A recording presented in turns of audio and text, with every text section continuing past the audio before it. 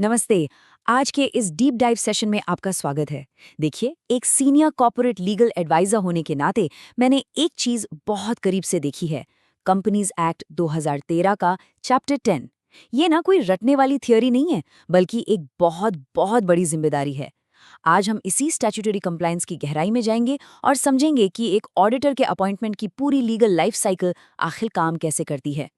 जरा इमेजिन कीजिए, एक बोर्डरूम है और वहां पूरी तरह खलबली मची हुई है। पैनिक का माहौल है। क्यों? क्योंकि उन्हें अचानक पता चला है कि उनके ऑडिटर का अपॉइंटमेंट ही कानूनी तौर पर गलत था। अब गलत अपॉइंटमेंट का सीधा सा मतलब है करोड़ों की पेनल्टी और आपकी पूरी की पूरी ऑडिट रिपोर्ट इनवैलिड। मतलब सब कुछ जीरो। इसीलिए स्ट्रिक्ट स्टैट्यूटरी कंप्लायंस सिर्फ जरूरी ही नहीं है, बल्कि इसके बिना आपका काम ही नहीं चल सकता।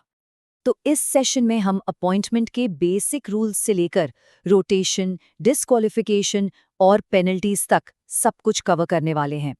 एक ऑडिटर की एंट्री से लेकर उसके एग्जिट तक की पूरी कहानी हम डिकोड करेंगे। चलिए सबसे पहले बात करते हैं फाउंडेशन की, यानी अपॉइंटमेंट की शुरुआत आखिर होती कैसे है। देखिए, कहानी शुरू होती है फर्स्ट ऑडिटर से, जिसे सेक्शन 139(6) गवर्न करता है। अगर आपकी एक नॉन गवर्नमेंट कंपनी है तो क्रोनोलॉजी बहुत स्ट्रिक्ट है। कंपनी रजिस्टर हुई तो उसके ठीक 30 दिन के अंदर बोर्ड ऑफ डायरेक्टर्स को फर्स्ट ऑडिटर अपॉइंट करना ही होगा। लेकिन क्या हो अगर बोर्ड फेल हो जाए? तो पैनिक मत कीजिए, लॉ ने इसका भी रास्ता दिया है।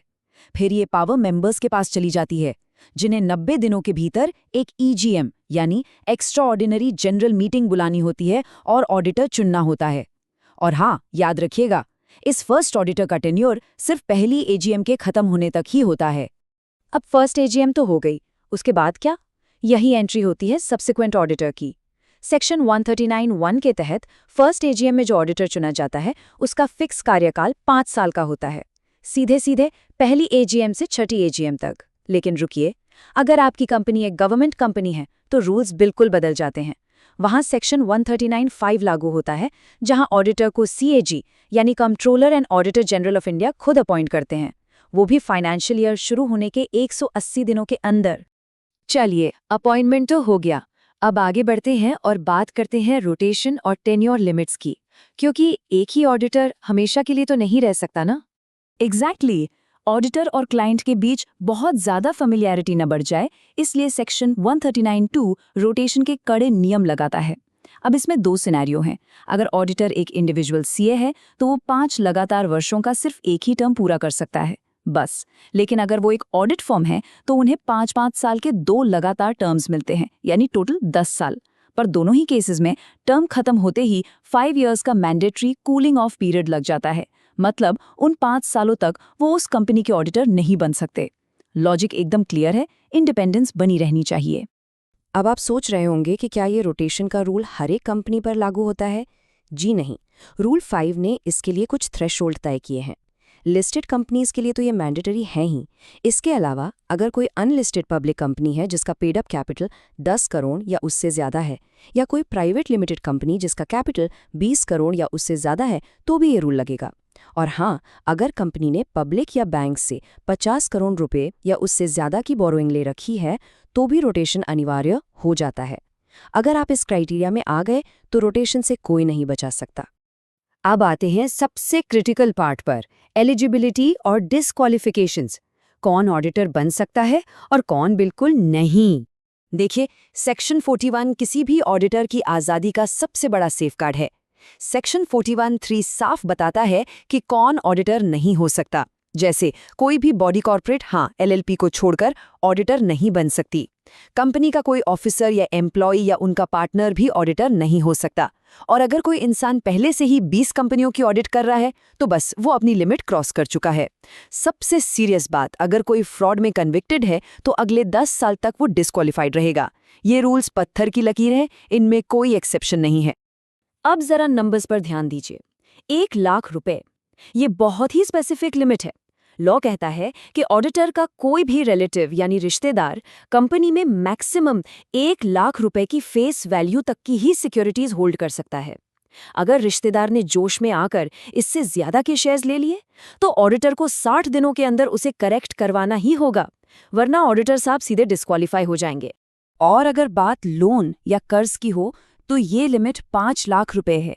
सेक्शन 141(3) DDI इस मामले में बहुत सख्त है। अगर ऑडिटर खुद, उसका कोई रिश्तेदार या उसका पार्टनर कंपनी का 5 लाख रुपए से ज्यादा का कर्जदार है तो वो तुरंत अयोग्य घोषित कर दिया जाएगा। सोचिए, जो खुद कंपनी का कर्जदार है वो निष्पक्ष ऑडिट कैसे करेगा? इसी इंडिपेंडेंस को बचाने के लिए सेक्शन 144 भी पिक्चर में आता है। ये कुछ प्रोहिबिटेड सर्विसेज की बात करता है। एक ऑडिटर अपनी क्लाइंट कंपनी को डायरेक्टली या indirectly management consulting, investment banking या बुककीपिंग जैसी सेवाएं नहीं दे सकता। अगर आपने ऐसा किया तो आपकी ऑडिट एलिजिबिलिटी तुरंत खत्म। सिंपल सी बात है, आप उसी कंपनी के मैनेजमेंट का हिस्सा कैसे बन सकते हैं जिसका काम आपको इंडिपेंडेंटली चेक करना है। अब मान लीजिए बीच में ही कोई गड़बड़ हो जाए, तो वैकेंसी, रेजिग्नेशन या रिमूवल को लॉ कैसे हैंडल करता है? अगर अपने टेन्योर के बीच में ही ऑडिटर कुछ ऐसा कर दे जो डिस्क्वालिफिकेशन को ट्रिगर कर दे, तो सेक्शन 141(4) तुरंत एक्टिव हो जाता है। ऐसे में ऑडिटर को इमीडिएटली अपना ऑफिस खाली करना पड़ता है। लॉ की भाषा में इसे डीम्ड कैजुअल वैकेंसी कहते हैं। इसमें किसी नोटिस वोटिस का इंतजार नहीं होता, बस ऑफिस ऑटोमेटिक तरीके से खाली। तो अब इस अचानक आई कैजुअल वैकेंसी को भरेगा कौन? सेक्शन 139(8) इसके लिए एकदम क्रिस्टल क्लियर डेडलाइंस देता है। नॉर्मल केस में बोर्ड ऑफ डायरेक्टर्स को 30 दिन के अंदर इस वैकेंसी को भरना होता है। लेकिन यहाँ एक कैच है। अगर वैकेंसी ऑडिटर के इस्तीफे की वजह से हुई है तो सिर्फ बोर्ड का अप्रूवल काफी नहीं है। बोर्ड की सिफारिश के 3 महीने के अंदर मेंबर्स को जनरल मीटिंग में इसे अप्रूव करना मैंडेटरी हो जाता है। और अगर ऑडिटर खुद ही अपनी मर्जी से छोड़ना चाहे, सेक्शन 142 के तहत इसका एक पूरा प्रोसेस है। सबसे पहले तो बोर्ड को एक डिटेल्ड रेजिग्नेशन लेटर देना होगा जिसमें छोड़ने के एकदम स्पष्ट कारण हो। लेकिन जो सबसे क्रिटिकल स्टेप है वो है फॉर्म ADT 3 फाइल करना। ये फॉर्म इस्तीफे की डेट से 30 दिन के अंदर ROC यानी रजिस्ट्रार ऑफ कंपनीज के पास फाइल हो ही जाना चाहिए। इसमें कोई कोताही नहीं चल सकती। वैसे रेजिग्नेशन और रिमूवल में जमीन आसमान का फर्क है। रेजिग्नेशन एक वॉलंटरी प्रोसेस है। ऑडिटर खुद जाता है, ADT 3 फाइल करता है और किसी सरकारी अप्रूवल की जरूरत नहीं होती। लेकिन रिमूवल, जो सेक्शन 141 में आता है, वो कंपनी करती है। ये बहुत ही कॉम्प्लेक्स और क्वासी जुडिशियल प्रोसेस है। इसके लिए कंपनी को पहले फॉर्म ADT 2 के जरिए सेंट्रल गवर्नमेंट यानी रीजनल डायरेक्टर से प्रायर अप्रूवल लेना पड़ता है और उसके बाद ही स्पेशल रेजोल्यूशन पास होता है। मतलब ऑडिटर को हटाना इतना आसान नहीं है।